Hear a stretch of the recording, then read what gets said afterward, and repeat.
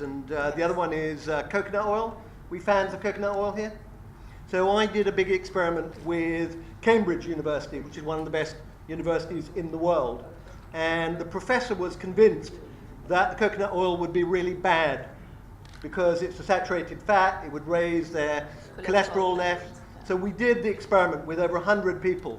And she was really, really surprised because it turned out that actually the people taking the coconut oil, they saw improvements in their cholesterol and also in inflammation.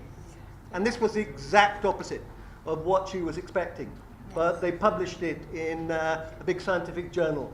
And that's what I love about doing programs like Trust Me, I'm a Doctor.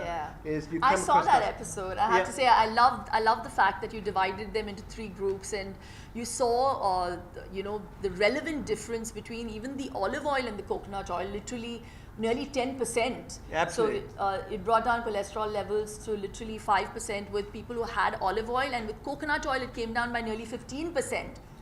Well done, yeah. Look at that. So, I mean, it's terrible sometimes as an Indian for me to sit back and see that people are cooking their foods in all kinds of oils, and we are scared to use what we actually call superfoods in the West. Yes. So I was actually at another event, and I brought it to everyone's notice that when I went to Holland and Barrett, coconut oil and clarified butter, which is ghee, is put on the top shelf. And we are cooking, I mean, with due respect to olive oil, which I feel has a very low heating point, we're cooking Indian food in those oils and, all the other kinds of oils that we have. So I really wish people went back to the roots.